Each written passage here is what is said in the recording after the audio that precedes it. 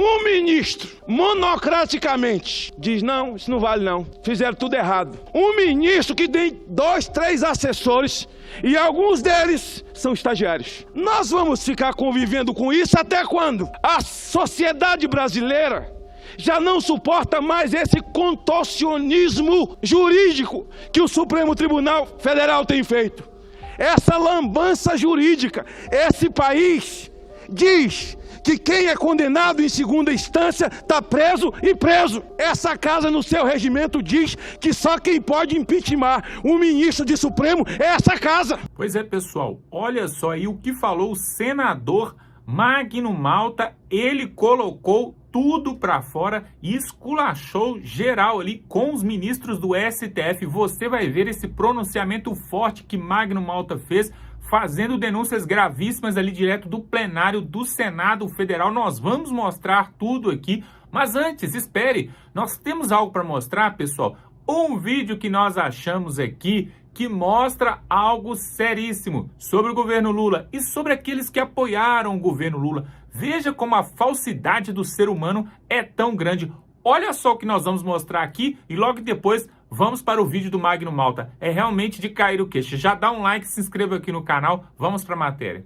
Eu não tenho a menor dúvida de que houve corrupção no governo do PT, né? Assim, você tem aí provas de que houve corrupção na Petrobras, né, durante os governos do PT. Aliás, eu os denuncio desde o Petrolão. O Lula não tem a capacidade de fazer um meia-culpa, né, como grande orquestrador do até então maior escândalo da história da República, que foi o Petrolão. Depois de ter quebrado o Brasil, Lula disse que quer voltar ao poder. Ou seja, meus amigos, ele quer voltar à cena do crime. No governo Lula era uma roubalheira e só a bandidagem do PT que tinha acesso a isso. Eu só quero fazer reverberar o sentimento de milhões de brasileiros que vê hoje um país que vive sob o império da ditadura do Supremo Tribunal Federal. O Supremo Tribunal Federal do Brasil, o STF, é o senhor de tudo. Tudo pode, tudo faz, a ninguém dá satisfação. Antigamente, eu disse aqui, tinha uma ilusão de que eles se postavam como suplente de Deus. Mas estou convencido que eles hoje se postam como se Deus eles fossem. E a mim me impressiona muito, porque é uma ditadura. Não existe executivo, legislativo muito menos. O Supremo dita as regras para o bem e para o mal, senador Valadares. Essa casa discute em comissões temáticas, comissões de méritos, CCJ, plenário, debate, emenda, aprova uma lei. Um ministro, monocraticamente, diz: não, isso não vale não, fizeram tudo errado. Um ministro que tem 2, 3 assessores e alguns deles são estagiários. Nós vamos ficar convivendo com isso até quando? A sociedade brasileira já não suporta mais esse contorcionismo jurídico que o Supremo Tribunal Federal tem feito.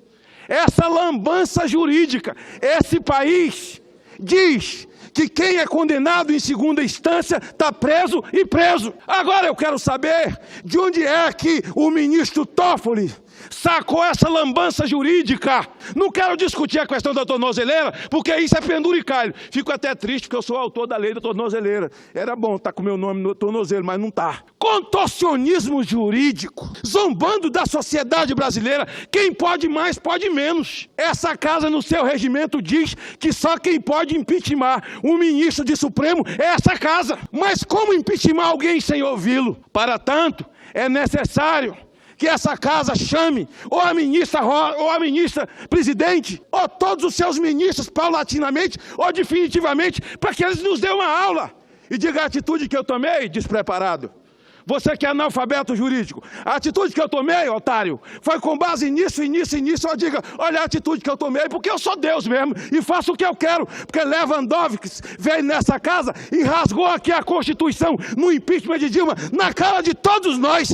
E eu já não suporto mais andar nas ruas e a sociedade começar reverberando em todos os lugares e todos os rincões. Eu não tenho nenhum problema em falar exatamente o que eu estou falando. Eu acho que arrumar um termo novo, um termo bonito, quando alguém gosta muito de bandido, é garantista. Garantista é o termo usado para quem gosta de bandido. O Supremo Tribunal Federal diariamente debocha de forma escarnecedora da sociedade brasileira. Então, Ricardo Ferraz, eu disputei o voto, eu vim para cá no voto, e eu sou obrigado a ir para o aeroporto, andar no meio do povo, se for para ser xingado ou não ser xingado. Mas o Supremo alugou uma sala no aeroporto. O aluguel é 350 mil para os ministros e uma van levar direto, porque eles não podem ser atingidos, porque o povo nada pode cobrar e ninguém nada com eles pode falar. Você já imaginou um Supremo Tribunal Federal que não tem condição de andar na rua? Nós estamos vivendo uma situação esdrúxula, quase que beirando a raia da humilhação geral, com as atitudes dos ministros do Supremo. Falo com isso porque eles foram sabatinados aqui. Falo isso porque nós votamos eles aqui, sabatinados e votados. E todas as atitudes que eu estou vendo serem tomadas por eles, eles falaram de forma diferente na CCJ. Mas estou convencido que na CCJ nego vende a mãe para botar uma toga nas costas. O povo do Espírito Santo me mandou para essa casa para cumprir um papel. O povo do Espírito Santo me mandou nessa casa para que eu pudesse fazer reverberar a sua angústia, o seu sofrimento. Não sei quem, mas eu penso que o novo presidente da República precisa vir com a autoridade das ruas para mudar o texto no sentido da composição do Supremo Tribunal Federal, porque nós vamos esperar alguns que têm idade para ser presidente do Supremo 4 vezes. Alguém que tenha coragem de fazer mudar o texto e voltar a tal lei da bengala de 75 para 65, nós já aposentamos 6 de uma vez. E o mandato passa a ser 8 anos, tão somente. Aí ninguém é Deus. Ninguém pensa que é suplente de Deus. Mandato de 8 anos para ministro de Tribunal Superior. Porque como vamos conviver debaixo dessa ditadura? Votamos a lei, senador Eduardo Braga, e eles dizem, não, isso aí não está bom. Eu vi uma entrevista do ministro Barroso nos Estados Unidos, depois de uma palestra, e ninguém viaja mais palestra do que eles, dizendo, não, a Constituição do Brasil é boa, maravilhosa, só precisa de uns retoques que o Supremo vai fazer. Como é que é? O Supremo é que vai fazer os retoques da nossa gloriosa Constituição.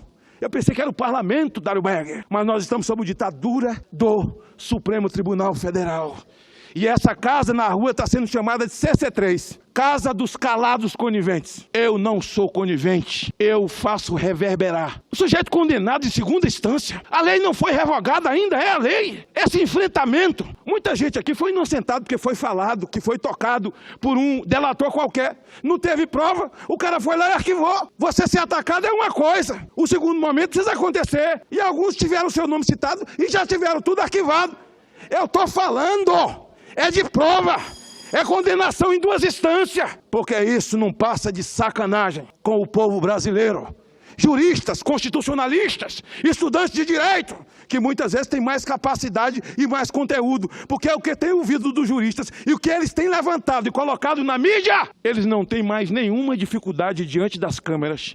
Bater boca. Um dia desse, o ministro Gilmar olhou para o Barroso e disse, você precisa mesmo é fechar o seu escritório de advogado. Só pode falar com conhecimento de causa.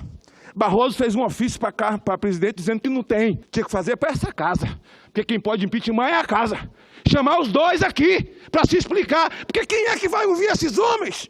Uma lambança como essa, o Toffoli tem a obrigação de dar satisfação para quem? Para ninguém. Quem pode mais, pode menos. Para concluir, senador, começar a ordem do dia. Concluo, há momentos na vida em que a indignação do justo precisa aparecer. E falo e faço esse pronunciamento com a indignação dos justos. E alguns disseram a mim, está entregando seu pescoço para eles. Se eu cometer crime, não cometi crime, não cometi crime. Alguns estão nas unhas deles sem também ter cometido, como outros estão tendo cometido. Mas parece que agora o poste mija no cachorro, porque quem cometeu o crime vira inocente, e o inocente é criminoso. Livrai-nos, pois, Deus, do Supremo Tribunal Federal. Mas eu quero encerrar fazendo uma pergunta. Não quero lhe avexar, mas quero provocar a sua inteligência.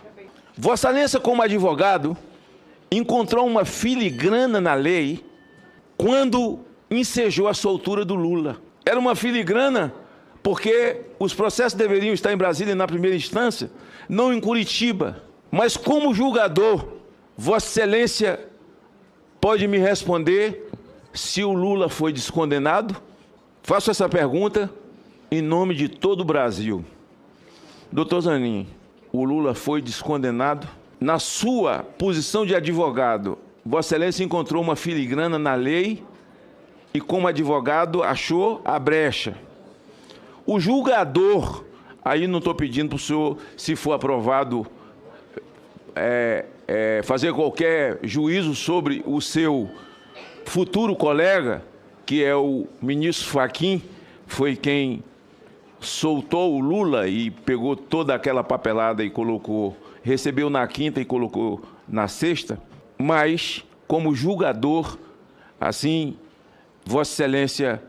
O presidente Lula foi absolvido em diversas instâncias, em diferentes juízos e até no Supremo Tribunal Federal. E também no Supremo Tribunal Federal foram anulados processos em razão de uma falha estrutural, que era a ausência de um julgamento imparcial. Pois é, pessoal, você viu aí que esculacho, né? Realmente alguém precisa meter o pé na porta e falar as verdades, porque hoje em dia nós nem podemos falar tudo aquilo que nós queremos, mas o senador Magno Malta, como tem ali imunidade parlamentar, falou tudo aquilo que está engasgado na garganta do povo brasileiro. E você viu também aí o áudio que nós colocamos aí, o vídeo, né? Onde mostra o Boulos falando ali sobre a corrupção do PT, de Lula, e logo depois ele abraçadinho ali. Tivemos também a Simone Tebet também, mesma coisa, é um absurdo. E até o Janones, né? O Janones que falou que o PT cometeu corrupção, mas depois foi lá abraçar o Lula. Essa política brasileira precisa passar por uma renovação urgente. É por isso que nós colocamos aqui nesse canal vídeos do Nicolas Ferreira, vídeos do André Fernandes, vídeos do Magno Malta e vários outros políticos que são a renovação da política brasileira, que é a verdade que nós queremos ver. Então eu quero te pedir que se inscreva nesse canal para ver outras matérias como essa aqui. Se inscreva no botão vermelho, já dá um like nesse vídeo, para esse vídeo para outras pessoas, para milhares de pessoas. Por quê? Olha que absurdo, pessoal, que o Magno Malta está colocando aqui. A decisão de um ministro, de forma monocrática, cancela tudo aquilo que o parlamento fez, que a Câmara fez, que o Senado fez, não importa. Todo o trabalho que é feito no parlamento é jogado por água abaixo se um ministro apenas quiser dar uma canetada. Será que está certo isso? Será que agora o Supremo, além de ser o judiciário, ele vai também fazer as leis? Porque nós vimos aí o Dias Toffoli falando que o Supremo Federal era o poder moderador. Mas desde quando? Não existe um quarto Supremo, um quarto poder no Brasil. Existem apenas 3 poderes que são iguais, têm a mesma força, mas eles trabalham de forma conjunta. E o presidente da República, ele tem que ter a soberania, ele tem que ter a liberdade para opinar. Mas nós vimos, inclusive, durante o mandato de Jair Bolsonaro, que ele não podia fazer nada. Tudo que ele pegava para fazer, tinha ali a poda do Supremo Federal, tinha ali a mão ali de algum ministro para poder guiá-lo. Então, realmente, além da pandemia, né, que tomou ali 2 anos e meio do governo de Bolsonaro, ainda teve a marcação ainda dos ministros do STF e ainda a TV Globo e outros canais também que todo dia, de manhã, de tarde e de noite, estiveram ali batendo em Jair Bolsonaro. Por isso, não foi possível fazer grandes coisas, né? E nem se reeleger.